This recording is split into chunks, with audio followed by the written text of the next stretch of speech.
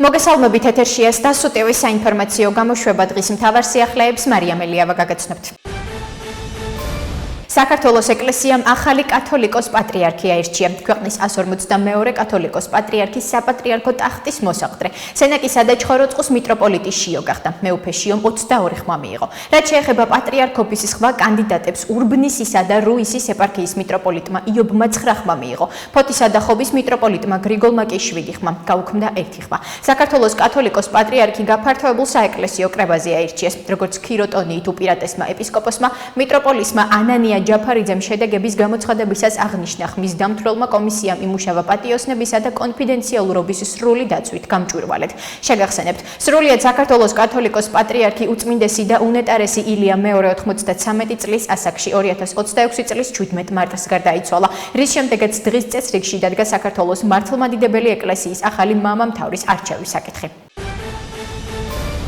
საქართველოს მტკიცედ დგას ეროვნული სუვერენიტეტის, სახალხო დემოკრატიისა და კანონის უზენაესობის დაცვის სადარაჯოზე. საქართველოს ხელისუფლება არ აპირებს ჩაერთოს ხელოვნურ ან საზოგადოების გახლეჩისკენ მიმართულ იდეოლოგიურ დაპირისპირებებში. ამის შესახებ საქართველოს პარლამენტის თავმჯდომარე შალვა პაპუაშვილმა სლოვაკეთის პარლამენტის თავმჯდომარე რიხარდ რაშისთან შეხვედრის შემდეგ განაცხადა, პაპუაშვილმა ყურადღება გაამახვილა საპარლამენტო კავშირების გაძლიერებასა და მეგობრობის ჯგუფებს შორის თანამშრომლობის გაღრმავებაზე. მე გამოვხატე სლოვაკეთის მიმართ ჩვენი მადლიერება საქართველოს ურყევი მხარდაჭერისთვის. ეს მხარდაჭერა ძალიან ფასეულია. შეხვედრისას აღნიშნეთ მაღალი დონის გაცვლების მზარდი ინტენსივობა, რაც ნათლად წარმოაჩენს სხვადასხვა სფეროში თანამშრომლობის გაღრმავებისადმი ჩვენს საერთო ერთგულებას, განაცხადა პაპუაშვილმა. საქართველოს მეხუთე პრეზიდენტმა სალომე ზურაბიშვილმა ევროკავშირის ელჩს საქართველოში პაվել ჰერჩინსკის დიუშენის კუნთოვანი დისტროფიის დიაგნოზის მქონე პაციენტების დახმარების თხოვნით მიმართა.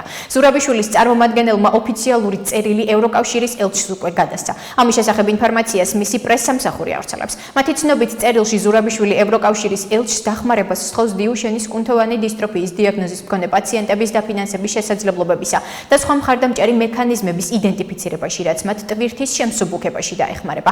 იმ დროს, როდესაც ქართული ხალხის მიმართ მხარდაჭერა სულ უფრო იზღუდება, თქვენი ჩართულობა მნიშვნელოვანი დახმარება იქნებოდა დაზარალებული პაციენტებისა და მათი ოჯახებისთვის და კიდევ ერთხელ დაადასტურებდა ევროკავშირის ერთგულებას საქართველოს ხალხის მხარდაჭერის მიმართ. აღნიშნულია პრეზიდენტის წერილში.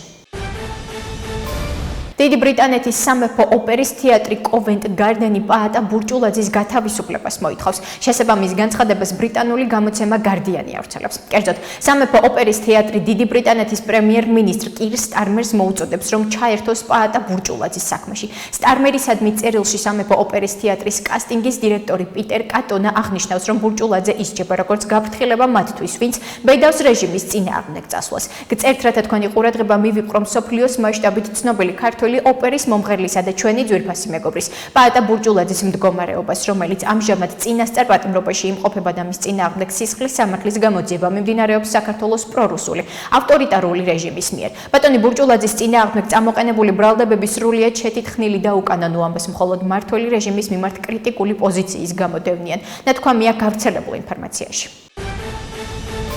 ოცნება არის პასუხისმგებელი იმ მწვავე შეფასებებზე, რაც ევროპის ქვეყნების მხრიდან სახელდება. ფაქტია, რომ ოცნება აგრესიული რიტორიკით და საკუთარი ქმედებებით ევროპული დღის წესრიგიდან ჩვენს ქვეყანას კიდევ უფრო მეტად აშორებს. ამის შესახებ პარტია გახარია საქართველოსთვის დეპუტატმა ტატა ხვედელიანმა საფრანგეთის ეროვნული ასამბლეის რეზოლუციაზე საუბრისას განაცხადა. მისივე თქმით, ამ მწვავე შეფასებების მიღმა არის ის რეალობა, რაც ჩვენს ქვეყანაშია. ამაზე მოწმობს ყველა ის რეზოლუცია, ყველა ის მწვავე შეფასება, რომელიც ევროპული ქვეყნების მხრიდან კეთდება. რა თქმა უნდა, ამ მწვავე შეფასებების მიღმა არის ის რეალობა, რაც არის ჩვენს ქვეყანაში და სწორედ ამის მაუწყებელია ეს, განაცხადა ხვედელიანმა. ცნობისთვის, საფრანგეთის ეროვნულმა ასამბლეამ რეზოლუცია 68 ხმით 28-ის წინააღმდეგ დაამტკიცა. რეზოლუციაში სხვა საკითხებთან ერთად საუბარია იმაზე, რომ გმობენ საქართველოს მთავრობის ავტორიტარულ სვლას, ქვეყანაში ფუნდამენტური უფლებების დარღვევას, გამოხატვისა და შეკრების თავისუფლების შეზღუდვას და მშვიდობიანი მომიტინგეების წინააღმდეგ ძალის არაპროპორციულ გამოყენებას. საქართველოს ადვოკატთა ასოციაციის თავმჯდომარე თურქეთის ადვოკატთა ასოციაციის თავმჯდომარე შეხვდა. სტამბოლში გამართულ ოფიციალურ შეხვედრაზე ირაკლი ყანდაშვილმა და ირინჩ საგქანმა ორ პროფესიულ გაერთიანებას შორის არსებული თანამშრომლობის გაღრმავების მნიშვნელობაზე იმსჯელეს და სამომავლო პარტნიორობის კონკრეტული მიმართულებები განიხილეს. ამის შესახებ ინფორმაციას საქართველოს ადვოკატთა ასოციაცია ავრცელებს. მათი ცნობით მხარეებმა განსაკუთრებული ყურადღება გაამახვილეს გამოცდილების გაზიარებაზე, ადვოკატთა პროფესიული განვითარების ხელშეწყობასა და საერთაშორისო პლატფორმებზე კოორდინირებული თანამშრომლობის გაძლიერებაზე. საქართველოს ადვოკატთა ასოციაციის ინფორმაციით თურქეთის ადვოკატთა ასოციაცია 215,000-ზე მეტ ადვოკატს აერთიანებს. ის ერთ-ერთ ყველაზე მსხვილ პროფესიულ ორგანიზაციას წარმოადგენს რეგიონში და მნიშვნელოვან გავლენას ახდენს სამართლებრივი სისტემის განვითარებაზე. დიუშენის კუნთოვანი დისტროფიით დაავადებული ბავშვების მშობლები საქართველოს სახალხო დამცველ ლევან იოსელიანს შეხვდნენ. მშობლები განმარტავენ, რომ შეხვედრის მთავარი თემა მედიკამენტებით უზრუნველყოფა იყო. ამასთან მათივე თქმით, საუბარი შეეხო შეკრებისა და გამოხატვის უფლების დარღვევას. ჩვენს შვილებს აქვთ სიცოცხლის უფლება და სახელმწიფო ვალდებულია ყველაფერი გააკეთოს სიცოცხლის დასაცავად. ჩვენ გვაქვს შეკრების უფლება და სახელმწიფო არ უნდა ჩაერიოს და ხელი უნდა შეგუშალოს შეკრებაში. და სახელმწიფო არ იცავს ჩვენი შვილების სიცოცხლის უფლებას და დღეს სახელმწიფო არ ღვევს ჩვენი როგორც მშობლების შეკრებისა და გამოხატვის უფლებას, განაცხადა მშობელმა კახაძე ქარიშვილმა. ორგანიზაციის ერთად ვებრძოლოთ დიუშენის კუნთოვან დისტროფიას თავმჯდომარე ზაქრო გვიშიანმა კი განაცხადა, რომ ლევან იოსელიანს დეტალურად მოახსენეს იმ დარღვევების შესახებ, რაც ამ პერიოდში განხორციელდა. ავლაბარში ფაღავას ქუჩის 18 ნომერში ავარიული შენობის ნაწილი ჩამოინგრა. როგორც საგანგებო სიტუაციების მართვის სამსახურში განაცხადეს, შემთხვევის შედეგად არავინ დაშავებულა. ისნის რაიონის გამგეობის ცნობით გამგეობას აღნიშნულ შენობაში მცხოვრები 5 ოჯახი გაყვანილი ყავს ბინის ქირის კომპენსაციით. მათივე განმარტებით ავარიულ საცხოვრებელ სახლში დარჩენილი იყო 2 ოჯახი, რომლებმაც თავის დროზე უარი თქვეს გამგეობის შეთავაზებაზე. ამჯერად ეს 2 ოჯახი აცხადებს თანხმობას ბინის ქირით კომპენსაციაზე და ისინი უახლოეს პერიოდში დაკმაყოფილდებიან. განმარტავენ ისნის რაიონის გამგეობაში. ახლა კი გაგაცნობთ უცხოეთის სიახლეებს. დონალდ ტრამპის ადმინისტრაცია რუსეთის მიმართ ჯო ბაიდენის პოლიტიკას აგრძელებს. ამის შესახებ რუსეთის საგარეო საქმეთა მინისტრმა სერგეი ლავროვმა განაცხადა, ბევრის თქმა შეიძლება იმის შესახებ, რომ რუსეთსა და ამერიკას ურთიერთსასარგებლო თანამედროვე ტექნოლოგიური, ენერგეტიკული და სხვა სახის პროექტების განხორციელების უზარმაზარი პერსპექტივები აქვთ, მაგრამ რეალურად არაფერი ხდება. იმ რეგულარული დიალოგის გარდა, რაც ადამიანებსა და სახელმწიფოებს შორის ნორმალურია, ყველაფერი იმავე ხაზზე რჩება, რაც ჯო ბაიდენმა წამოიწყო. მისი პრეზიდენტობის პერიოდში რუსეთის წინააღმდეგ დაწესებული ყველა სანქცია ძალაში რჩება. მეტიც, ტრამპის ადმინისტრაცია უკვე საკუთარ ინიციატივებსაც ახორციელებს რუსეთის ეკონომიკური დასჯის მიზნით, განაცხადა ლავროვმა. რუსების მიერ განხორციელებული დარტყმების შედეგად უკრაინის დნეპროპეტროვსკის ოლქში 8 ადამიანი დაიღუპა და 11 დაშავდა.